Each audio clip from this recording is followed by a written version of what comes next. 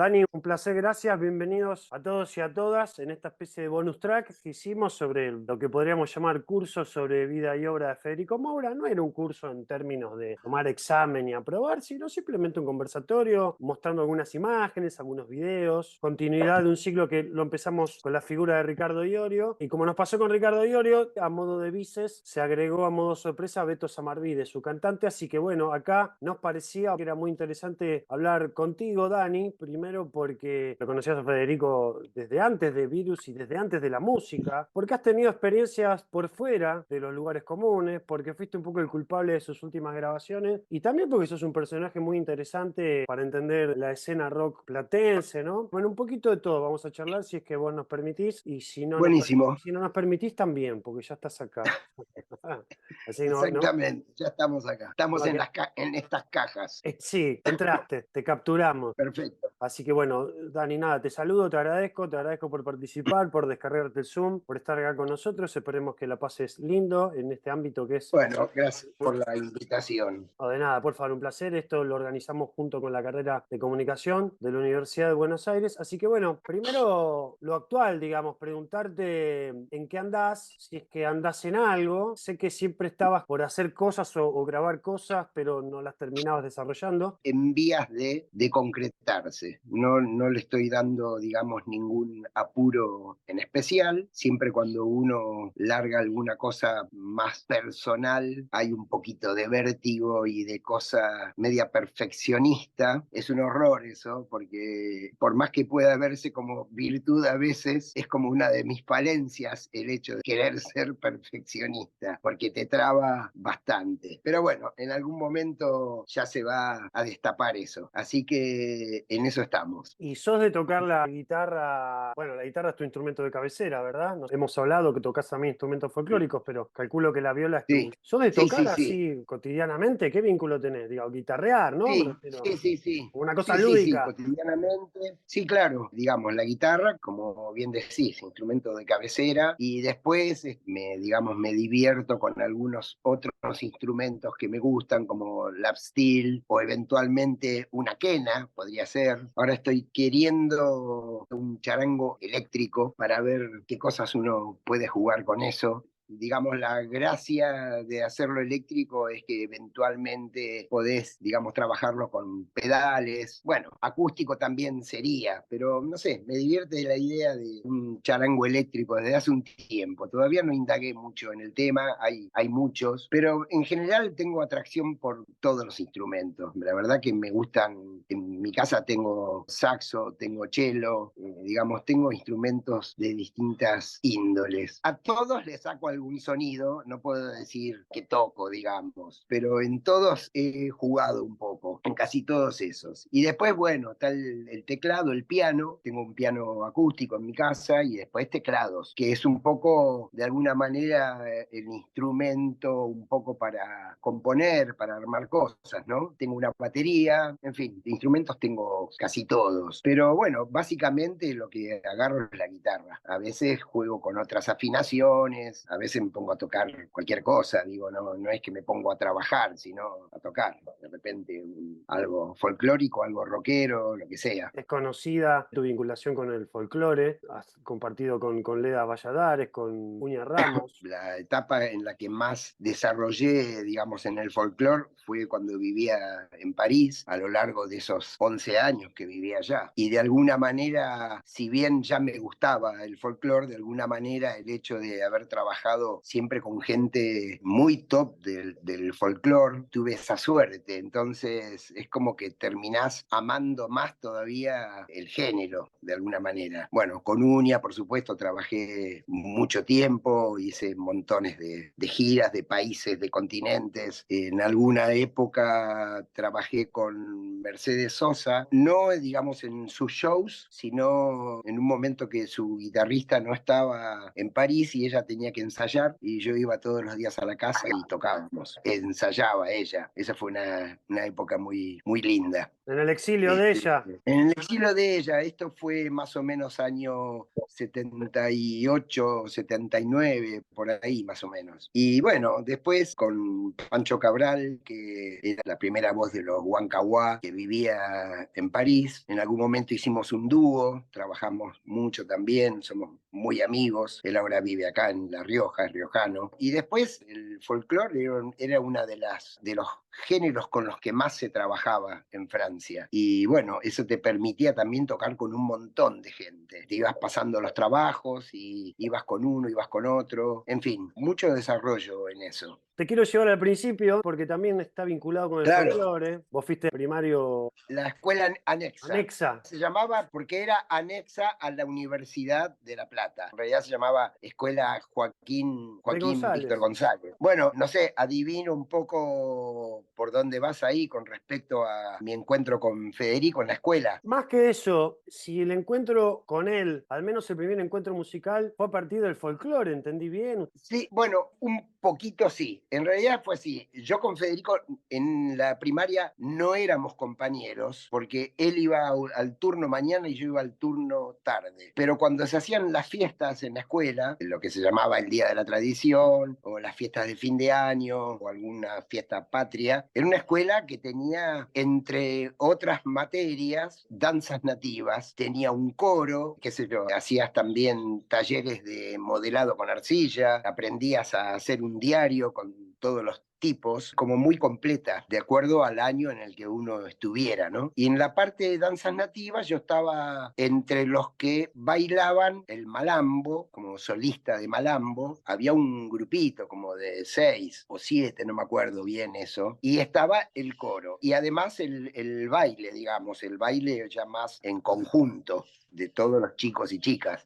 Y entonces en el coro nos encontrábamos y en algunas fiestas de estas que te digo, folclóricas, en donde bailábamos folclore, pero no era tanto, digamos, la relación, no es que se forjó una relación desde el folclore y en ese momento, simplemente que nos tocó, digamos, estar juntos en ciertas áreas de esta parte de la escuela y recién después de terminar la primaria, ni bien terminamos la primaria, nos volvimos a encontrar con la intención de hacer un grupo. Pero teníamos 12 años cuando salimos de la escuela primaria y nos juntamos en una casa. Ese fue como el primer encuentro más importante con él con respecto a la música. No nos juntamos a tocar folclore, ahí nos juntamos a tocar los temas de los Beatles que acababan de salir más o menos en esa época, o de cosas que sonaban, digamos, pero con guitarras españolas. El baterista tenía un tambor y una pandereta que le usaba de hi-hat. Y bueno, ahí, digamos,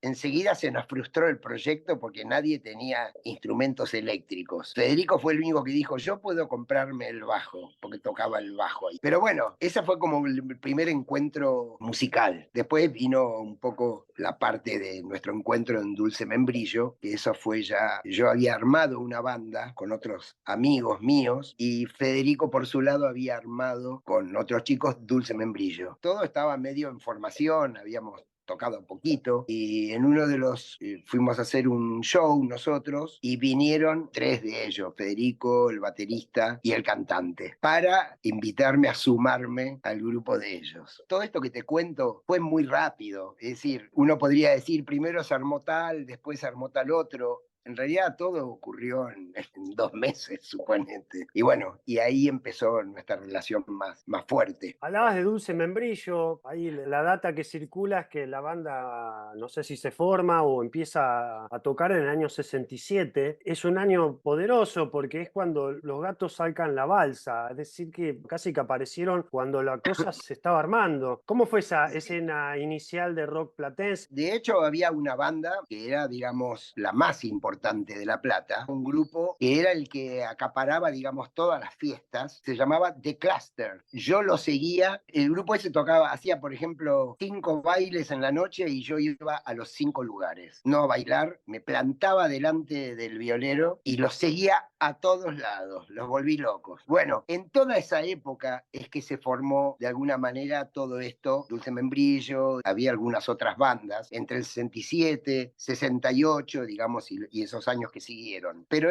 todas estas bandas, incluyendo Dulce Membrillo, cantábamos en general en inglés. La llegada, digamos, de la balsa era poner en español y en el rock algo. Esto fue, digamos, un poco lo que movilizó toda esa escena. Y nosotros de a poco fuimos también incorporando. Al principio siempre hacíamos cover en general. Recién el último tiempo empezamos a componer con Federico y fuimos pasando por distintas, vamos a decir, distintos estilos de alguna manera. Nos fuimos poniendo más pesados con la llegada, qué sé yo, de la ópera Tommy, por ejemplo, de los Who. Y bueno, el último año por ahí éramos una banda bastante heavy de alguna manera. Siempre igual manteníamos la cosa más pop. Nombrabas al cantante de Dulce Membrillo, porque obviamente que la banda después, no sé si decir que se volvió conocida, pero al menos se repuso en los relatos sobre esas primeras décadas del Sí, rock en Argentina, obviamente por tu presencia, por la presencia de Federico, pero en simultáneo se generó como un cierto mito sobre la figura del cantante, Luis María Canosa, que los ricoteros lo sí, conocen porque el indio lo nombra en Toxaxi.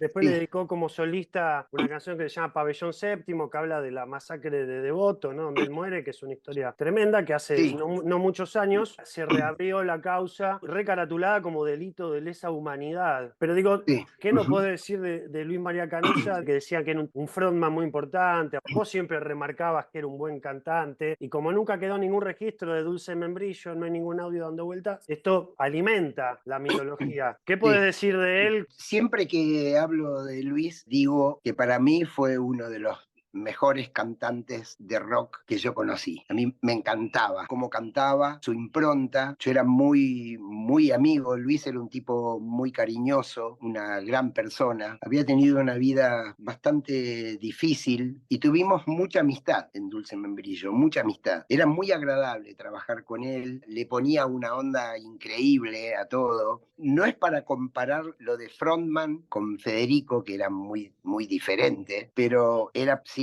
un tipo súper fachero y tenía una impronta muy rockera linda, linda, linda. Y siempre, digamos, mi recuerdo con él es de muchísimo cariño. Cuando pasó todo lo que le pasó, yo no estaba acá, fue como una Claro. pérdida de no poder volver a encontrarme con él. Me duele no haber podido en algún viaje que hice volver a verlo. Así que siempre tengo el mejor recuerdo con él. ¿Y cómo era ese Federico bajista, digamos, ¿no? En un rol que no es el que todos los que no fuimos contemporáneos a Dulce Membrillo conocemos. ¿Se Sí, insinuaba algo y de ese deseo de él de cantar, de estar al frente de la batalla ahí en el escenario o no? no, no, no, de eso no, pero sí, digamos, con Federico en Dulce Membrillo nos encargábamos los dos de hacer los arreglos, de proponer cosas con los temas, éramos los más comprometidos con la parte musical del grupo. Dulce Membrillo inicialmente éramos 5 y después uno de los integrantes, Pinfo Garriga, que después fue compañero mío en Nada, en Francia, tocaba la otra guitarra. En algún momento él dejó la banda. La cuestión es que ya, digamos, siendo 4, Diego, el baterista, y Luis se plegaban un poco a lo que íbamos armando con Federico con respecto a la parte de música. Tengo muy vagos recuerdos de alguna vez trabajando algún arreglo, tengo como la imagen de un lugar que él tenía en el fondo de su casa, en La Plata. Incluso cuando empezamos a componer, que él compuso un tema, yo compuse otro, empezamos a trabajar las letras. Son vagos recuerdos, pero siempre un poco trabajando con él en eso. Siempre sí fue súper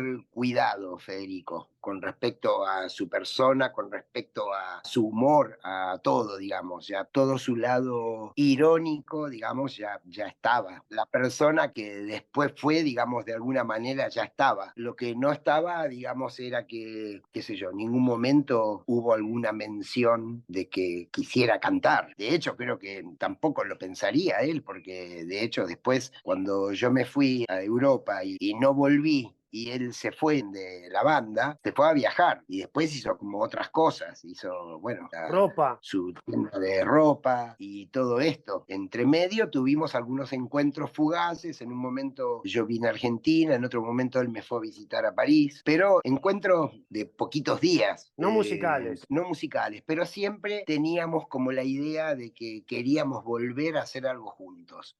Ujú. Todavía no existía nada cercano a Virus, ni Las Violetas, ni ninguna de esas bandas que precedieron a Virus. Era más que todo el deseo de que habíamos trabajado juntos y nos gustaba trabajar juntos, más que todo eso. Y esas canciones que ustedes compusieron, ¿grabaron algo, una audición? Sí, hicimos una audición, eso fue con otro tema mío que a mí no me gustaba porque la letra era medio cualquier cosa, la hizo un amigo, como queriendo hacer una letra que pegara, ponele, para nombrarlo de alguna manera. Y no era mi idea del tema, pero bueno, en ese momento que éramos re pendejos, te va como empujando una prueba en RCA, que era el sello discográfico. Importantísimo. El más importante era ese en ese momento, donde grababa Almendra, Arcoiris. Bueno, el día que fuimos a hacer la prueba, estaba en el mismo estudio, porque teníamos que esperar a que ellos salieran. Estaba grabando su primer disco, Arcoiris. Esto debe haber Esto en sido. 1970. Sí, Y grabaron. y grabamos, creo que un tema solo. Nunca supimos nada de eso. Quedó como en el olvido, ¿no? Después es de imaginar que en esa época, además, las cintas se volvían a usar. O sea que tampoco es que quedaba el registro. Imagínate que creo que se usaron las cintas de cuando grabó Almendra su primer disco. Así que imagínate un grupo que viene a hacer una prueba. Así que de eso no quedó nada, porque las cintas eran caras. Entonces, sin ir más lejos, no creo que exista el multipista con el que grabamos el disco que hicimos con Miguel Abuelo en París. Estudios de 32 canales, en una época que acá había 4 canales, o no sé, creo que todavía no había 8, y nosotros ya grabábamos en 32 canales con la cinta de doble pulgada, y esa cinta obviamente se usaba en otras cosas, digo, ¿no? El primer disco de una banda, medio tirado de los pelos para el lugar, español, en Francia, rock. Bueno, así que imagínate acá. Nunca tuviste vos ese demo, nunca, ni vos ni tu compañero. No, no, no, no, nunca. Sí, nunca, nunca. Esta pregunta quizás te la hayan hecho muchas veces. El Indio lo desliza en una biografía hace unos años que se llama Recuerdos que mienten un poco. El título es fabuloso, ¿no? ¿Te imaginas por dónde Sí, viene sí, la sí, cosa? Siempre se decía que sí, había sí. una vinculación del Indio, bueno, por la amistad, calculo que con Luis María Canosa, y el Indio se definía a sí mismo en su biografía como un asesor de Dulce Membrillo. ¿Vos tenés recuerdos de que realmente había vínculo de él? Eso muchas veces me lo han contado y al principio mi respuesta era que no tengo ningún recuerdo de eso. Pero no hace mucho tiempo, uno de esos temas que estábamos componiendo con Federico, él estaba componiendo un tema y estaba mirando, no me acuerdo qué libro, en donde le gustaba mucho una frase, para trabajar la letra del tema de él. Y en el tema mío, no me acuerdo quién, me pasó una letra de un amigo. Che, está esta letra que hizo un amigo para ponerle música, y yo le puse música a esa letra. Y entonces, después de muchas veces de haber dicho no, no tenía recuerdo, me puse a pensar si esa letra tal vez no sea del Indio.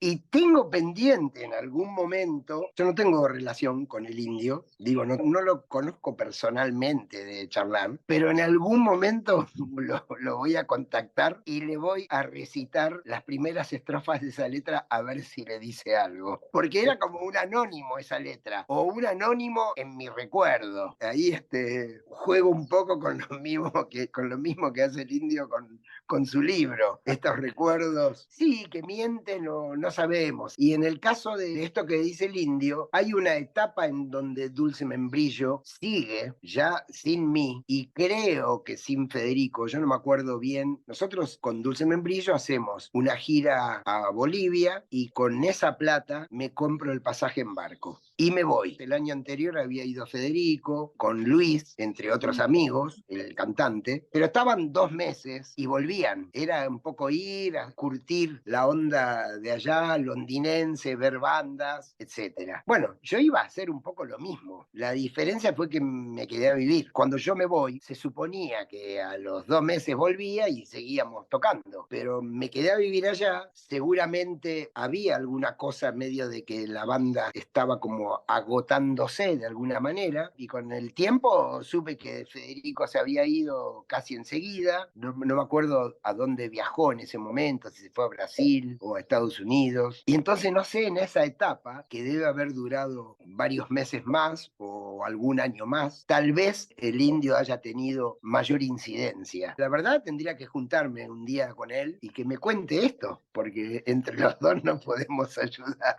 Tengo otra pregunta que siempre me dio curiosidad sobre este viaje a los carnavales en Bolivia. Fueron 11 días corridos de shows, un montón, pero no solo un montón de días, hacíamos 5 o 6 entradas por noche, siempre en el mismo lugar. Ellos lo llamaban nightclub, pero en realidad era un club al aire libre con capacidad para 10.000 personas. Tenían 2 escenarios y entonces nosotros fuimos porque el baterista nuestro, que cursaba el primer año de la facultad creo que de arquitectura, era compañero de un sobrino de en ese momento el presidente o el dictador de Bolivia, de Banzer. Y entonces esos carnavales llevaban ahí a Santa Cruz al Club del Clan. El segundo Club del Clan que se armó, que no era el de Johnny Tedesco ni Palito Ortega, sino ahí ya estaba Leonardo Fabio, la Joven Guardia, bueno, varios artistas así.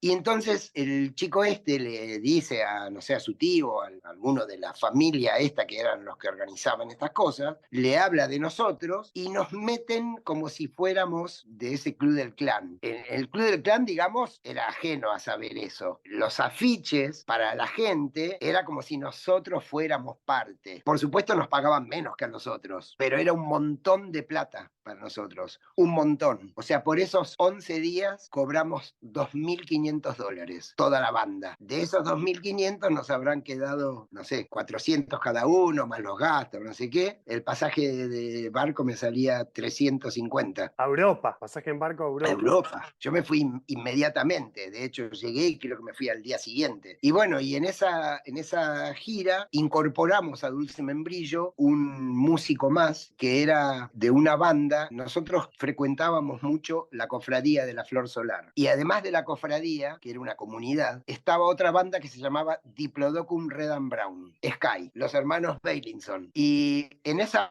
banda, el bajista, el Topo de Aloisio, tocaba muy bien la guitarra acústica y se sabía infinidad de temas. Y nosotros teníamos que hacer 5 o 6 entradas por noche de 50 minutos. Es decir, era hacer 6 shows en una noche. Entonces tenías que tener, qué sé yo, 200 temas. También hemos improvisado temas sobre el escenario. ¿Hacían los temas de ustedes, esos que habían compuesto? No, porque esto era baile, nos hubieran bajado a palazos. Parece que en ese momento los carnavales esos eran importantísimos en Santa Cruz. Y eran muy impresionantes. Nos íbamos todos los días de día. Nos íbamos 7:30 de la mañana a dormir. A las 6 todavía estábamos haciendo la última entrada. Y después, bueno, te vas a Europa y a diferencia de otros músicos amigos tuyos, como bien vos decías, vos te vas en el 72, digo, principio de los 70, la penúltima dictadura militar. Ya había un clima ahí de hostilidad y represión para los jóvenes en La Plata, sobre todo ustedes que curtían la noche,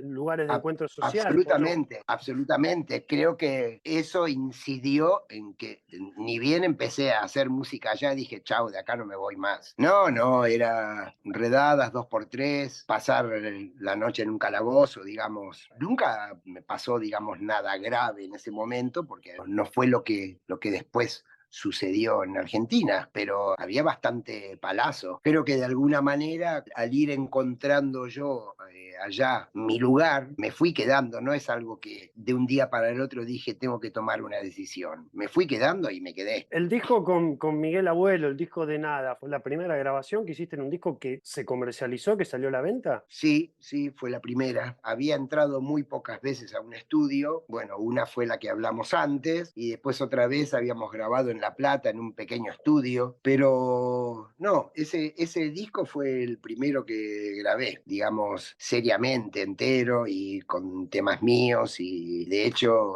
prácticamente tomé el rol de productor de alguna manera. Hice casi todos los arreglos y llevaba un poco adelante el día a día de la grabación. Hace poco estuve mostrando las cosas que logré mantener en el tiempo. Entre ellas está un cuaderno donde ponía todos los canales, lo que se había grabado ese día, lo que había que corregir. Tenía como un orden muy exhaustivo de toda la grabación. Y trabajaba mucho con el chelista. No en la parte de arreglos, porque un poco yo era el que proponía más cosas a nivel de arreglos y muchas las discutía con Miguel, digamos. Miguel era más acústico, más pop, yo era más heavy de alguna manera. Entonces, el desarrollo de los temas pasan por muchos lugares, desde más acústico a reventar más en la segunda parte del tema. Pero bueno, mientras grabamos estábamos todos muy felices con lo que nos iba resultando. Los temas míos son Señor Carnicero, Octavo Sendero y Recala Sabido Forastero. Y después del otro lado hay 4 temas de Miguel. Yo creo que hice cosas que me gustaron más en lo personal con los temas de Miguel por ahí que con los míos. Quiero decir, hubo arreglos que hice que me gustaron, no sé, tal vez porque los temas de Miguel daban para mayor desarrollo, pero es un disco que yo quiero muchísimo, muchísimo, muchísimo. Después, nosotros cuando empezamos la gira con Nada, ya estábamos pensando en el segundo disco y cuando ensayábamos tocábamos cosas que íbamos a grabar en un segundo disco, estábamos armando temas y nada, iba bien. Lo que pasa es que empezábamos a tener ciertas tendencias uno y otro, pero bueno, nada, se fueron dando así las cosas. Después con Miguel nos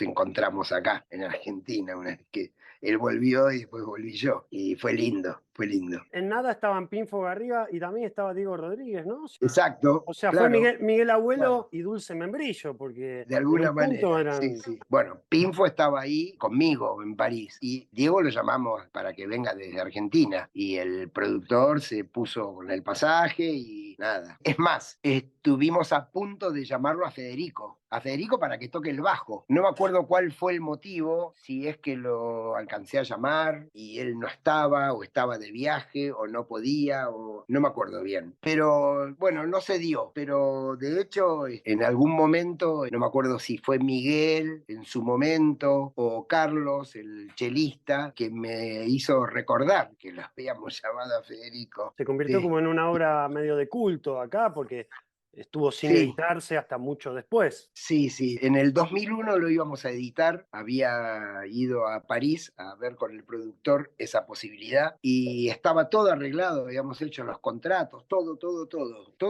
estaba buenísimo y sobrevino la crisis del 2001 y el productor, Moshe Naim, sintió como que no le gustaba la situación y paró todo. Y después, hace pocos años, me contactó una discográfica de España que habían comprado los derechos para sacarlo en vinilo. Y a raíz de eso, al poco tiempo, la editora RGS Discos se contactó con ese editor de España y le compró los derechos para sacarlo en CD en Argentina. Y así fue como llegó el disco acá. Siempre tengo como un pendiente, quisiera alguna vez escribir un libro de cómo se grabó ese disco. Me gustaría mucho hacer eso, porque se sabe poco, la gente no sabe que eso era una banda, siempre como el disco decía Miguel Abuelo y nada, pero eso fue posterior a que nos separáramos. El contrato era como banda, pero el productor, como la banda se desarmó, quería que Miguel defienda ese disco. A mí me parecía razonable que el tipo quiera recuperar toda la locura que hizo con nosotros, todo lo que le pedíamos, el tipo accedía, el estudio, los instrumentos, absolutamente de todo. Hasta ahora nos quedamos en Europa, vos estuviste 11 años. ¿Es cierto que vos cuando finalmente decidís volver es por la invitación que te hace Federico? ¿Eso es lo que determinó que volvieras? No, no, yo hice un viaje en el 82 porque teníamos un poco la idea de venirnos para Sudamérica, no necesariamente para Argentina. Y cuando me encuentro con Federico, Viru estaba sacando Recrudece, el segundo disco, y Federico me dice, ¿por qué no te venís a tocar en la banda? Le digo, mira, no sé, porque estoy todavía con proyectos allá, todavía estaba por hacer una gira en Europa. Bueno, lo dejé como en el aire. Y en el 83, con mi familia, nos vinimos, pero a Chile. Y estando en Chile, Federico me vuelve a llamar. Pasó, no sé, como si te dijera, un año, ya habían grabado Agujero Interior. Y le digo, bueno, ok, me voy para Argentina. Y bueno, me vine para acá. Entonces ahí entré a tocar algunos shows como invitado, previo a la presentación de Relax, estaba por salir a la calle. Me dice, bueno, están las presentaciones en diciembre, ya después terminado esos shows, ya volvimos a hacer esos mismos teatros y esa misma presentación en el mes de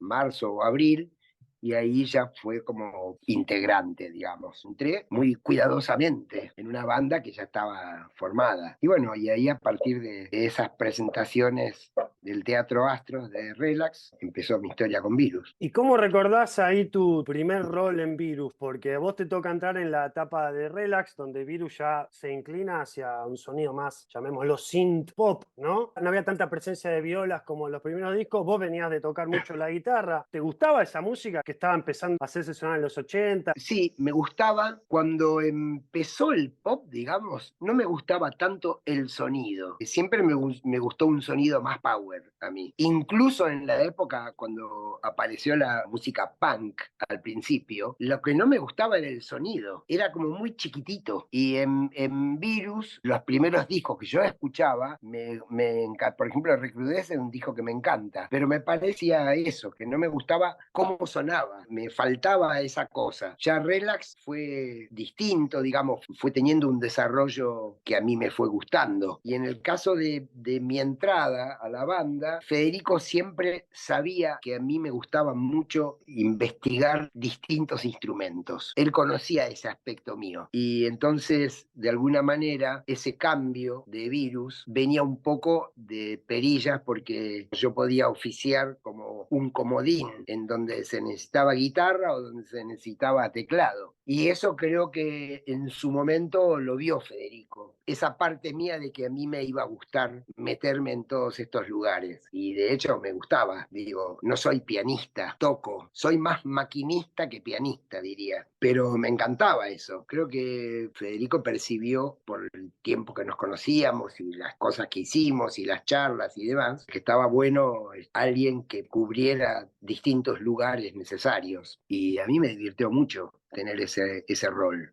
En vivo yo tenía 3 teclados y un sampler, que de acuerdo al tema que tocáramos, con un switch que tenía, le adjudicaba el sampler a un teclado o a otro. Era como tener 4 teclados. También una época en donde los teclados no tenían la tecnología que tienen hoy. Digo, hoy por ahí eso mismo lo suplís con una tecla de repente. O más o menos, qué sé yo, porque también trabajábamos mucho los arreglos en base a la tecnología existente. Entonces, eso también influye de alguna manera. Y creo que de esto de los teclados, de muchos teclados, era un poco usar también esa tecnología que había en ese momento. Probablemente ese Virus de aquella época hoy saldría al escenario con 4 computadoras. Era muy complicado llevar ese sonido de los discos de Locura y de Superficies al vivo. No, nada, porque por eso teníamos también muchos teclados en el escenario, porque queríamos hacer todo tal cual estaba en el disco.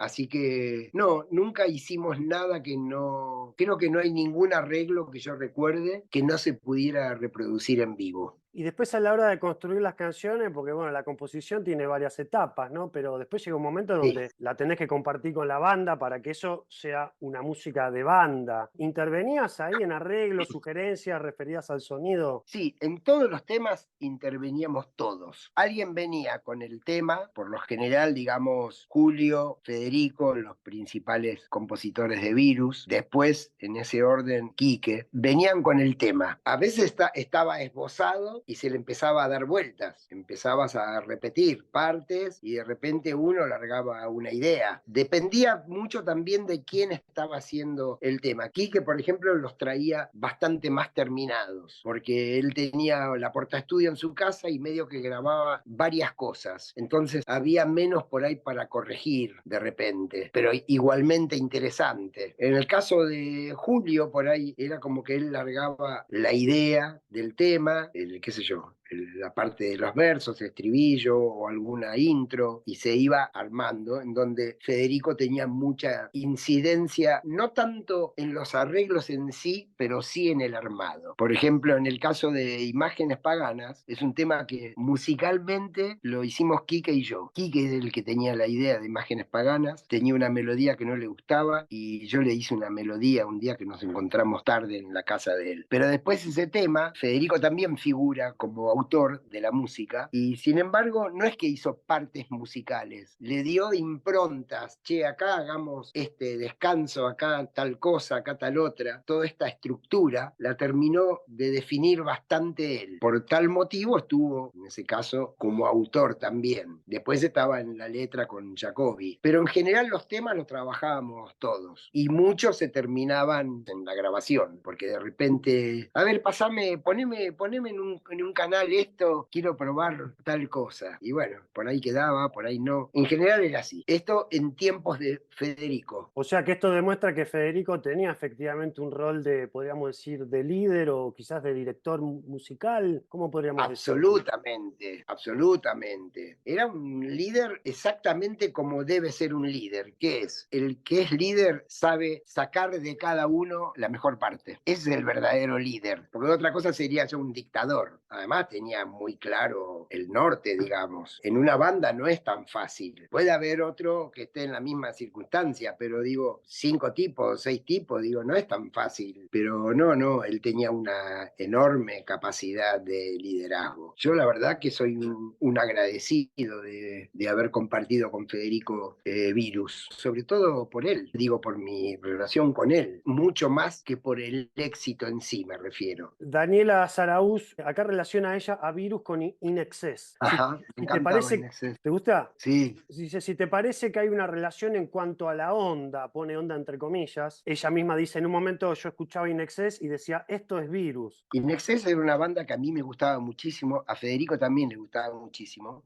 Y cuando se hizo el festival Rock and Pop en el estadio de Vélez, nosotros tocamos el día que tocaba, creo que Nina Hagen. Pero nos fue muy, muy bien en ese show. Fue una especie de despegue de Virus importante. Fue, digamos, una especie de prueba de fuego. En ese momento fue tildado como uno de los mejores shows de esa jornada. Y entonces Daniel Greenbank, que era la Rock and Pop, de alguna manera quería que estemos ahí todo el tiempo en el festival. Estábamos como invitados y además venían grandes bandas. Y entonces yo no sé si fue Federico que le dijo que le gustaba mucho In Excess, y Greenbank nos acompañó al escenario y nos sentó a Federico y a mí al lado del tecladista de In Excess. Al lado, digo, el público casi nos podía ver. De ahí vimos todo el show de In Excess. ¿Y pudieron Y contactarse con ellos después? charlamos así un poquito, digo, una cosa muy, muy rápida, muy, muy del momento.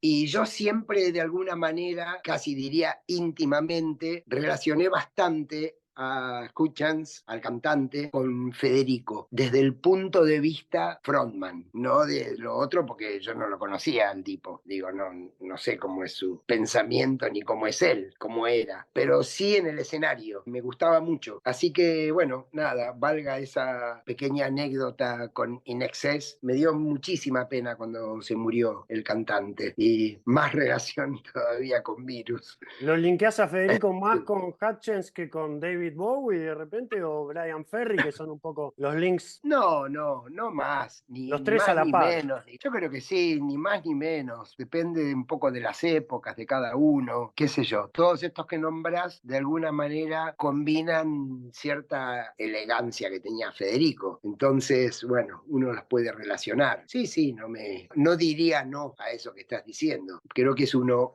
más que se puede relacionar. Me parece que era un tipo que tenía una impronta. Yo lo relacioné así, ¿no? Y además a Federico le gustaba mucho esa banda. Naturalmente pasó una década entre que vos te fuiste y volviste. Te fuiste con un Sí, Federico que tocaba el bajo en Dulce Membrillo y volviste con un Federico que ya era cantante de una banda y que era sí. referente, líder de esa banda. Digo, ¿te sorprendió mucho ese cambio que viste entre el Federico de tu partida a Europa y el de tu vuelta? Tampoco, digamos, tampoco es que me sorprendió, porque de alguna manera siempre le vi la misma impronta. Lo que por ahí más cambió fue el hecho de que fuera el cantante de una banda, pero después en todo lo demás diría que no. Digo, el cantante de una banda en el sentido de que él era siempre el bajista, después fue diseñador, después qué sé yo. Entonces por ahí tampoco me sorprendía tanto, porque cuando vos tenés un enfoque de la vida, digamos, un enfoque de cómo haces las cosas, tampoco te sorprende tanto. Digo, un tipo, Federico decía siempre, lo más importante es fluir. Y esa es una frase muy de cabecera de él. Y cuando vos le conocés ese aspecto a una persona, no te sorprende después que si de repente se transformó en cantante o se transformó en aviador, qué sé yo. Sobre lo que terminó siendo la última grabación de Federico, ¿no? El disco de Leda De Valladares. Leda Valladares. ¿Cómo fue esa Sí. historia? ¿Cómo eligen las canciones? ¿Por qué esas y no otras? ¿Y cómo después deciden cantar? Porque ahí cantan los dos. Sí, sí, sí, sí. Eso surge de la siguiente manera. Leda hace este proyecto de Grito en el Cielo, que es juntar cantantes rockeros, folcloristas y vallistos, o sea, los cantantes de los valles, los que hacen las bagualas, las vidalas. Por supuesto, dentro de los rockeros, ella llama de alguna manera a los rockeros más conocidos, León Gieco, Pedro Aznar, Federico Moura. Bueno, en el segundo disco lo llamó a Gustavo Cerati, en este primero estaba Fabiana Cantilo, entre los rockeros, ¿no? Cuando Leda lo llama a Federico para hacer esto y le dice que quiere que cante una vidala, Federico le dice, mira, yo acepto la invitación, pero me gustaría hacer esto con Daniel Esbarra porque él es mucho más avesado que yo, le dijo, en el folclore. Después él habló conmigo, era como que de alguna manera me pedía que yo lo apuntale de alguna manera, con algunas cosas del canto, de todo lo más relacionado con el folclore. Entonces, bueno, Leda por supuesto accedió y ella nos dio los dos temas que íbamos a grabar en el disco. Esos temas en general son recopilaciones que ella hizo a lo largo de toda su carrera y de sus investigaciones en el norte argentino. Bueno, todo esto que hizo también con León de Ushuaia a La Quiaca. En fin, la cuestión es que ella nos dio qué temas íbamos a cantar. Estaba la comparsa que nos iba a acompañar. Fue una experiencia increíble porque además de que estábamos con colegas del rock, del folclore y estos cantores vallistos, que toda esa experiencia fue impresionante. Bueno, además de haber cantado juntos con Federico, por supuesto, de esa grabación me quedó además una amistad muy grande con Raúl Carnota, porque cuando nosotros presentamos ese disco de Leda, yo no sé si, pero siempre me quedó el recuerdo de que Federico murió el día que presentamos ese disco en el Cervantes. Pudo haber sido 1 o 2 días antes o 1 o 2 días después, pero fue por ahí. Y el que suplantó la voz de Federico conmigo, porque ese era un dúo, fue Raúl Carnota, del cual me hice recontra amigo. ¿Y cómo lo veías a Federico en esa experiencia, digamos, de hacer una música distinta a la que él estaba grabando últimamente? Sí, no, estaba chocho Federico. Con el proyecto ese le encantó. No dudó ni por un instante de hacerlo. Federico, digamos, en ese sentido pensaría un poco como pensaba yo, de que todas las músicas son válidas. Lo más importante es todo el alma que hay detrás de eso, digamos, el contenido de todo eso. Y esto estaba, digamos, en el mejor de las manos en cuanto a proyecto. Yo me preguntaba, ¿hacia dónde hubiese evolucionado, hacia dónde hubiese ido Federico si seguía entre nosotros? ¿Hacia dónde imaginás que él hubiese derivado? Vos que realmente Eh, lo conocías de verdad, ¿no? Bueno, lo que yo opine igual va a ser una opinión mía, digo, pero yo creo que para imaginarse eso, lo que hay que primero pensar es que Federico era un transgresor. Se lo he escuchado en algún momento decir a alguien, no a Federico digo, pero a alguien, como que la transgresión te lleva a un lugar diferente. Yo, digamos, se me imagina por lo que yo he vivido con Federico, que pensamos cosas similares. Y yo cuando pienso cualquier cosa que está en el tapete, le huyo porque es una manera de que se lo fagocita el sistema. Por eso tengo esa frase de, no sé de qué se trata, pero me opongo. Cuando lo empieza a poner el sistema, algo está mal. Digamos, sospecho, no me parece un adelanto, no le creo. Creo que Federico actuaría de alguna manera así. Igual, seguramente hubiera transitado algunas experiencias de cantante solista, de hecho se la propusieron cuando en la época de después de Locura, lo ha charlado conmigo por cosas que le propusieron. Bueno, en algún momento por ahí hubiera sido inevitable. Sí, bueno, había un mito de, ¿no? De unos demos que decían que eran de él, no eran de él. Bueno, hay mucho mito dando vuelta. Escuché, me pasaron esos demos, no creo que ni a palo fueran de él. En algún momento me los pasaron para ver qué opinaba yo. No tiene nada, esos demos no tienen nada que ver con las cosas que él me mostró que estaba haciendo en su casa en sus últimos días. Sí, sí. Nada que ver, nada que ver. Estaba haciendo otra cosa. No me gustaba especialmente lo que estaba haciendo, pero bueno, digo, estaba simplemente haciendo cosas diferentes, nada más. Pero no, esos demos no creo que, no me parece que sea él. Bueno, Dani, la verdad te agradezco de corazón por estas 2 horas que nos regalaste. Muchísimas gracias, Juan, y a todos. Muchísimas gracias. Espero no haberlos aburrido mucho con los cuentos. Me encantó la invitación y bueno, cuando quieran, a su disposición.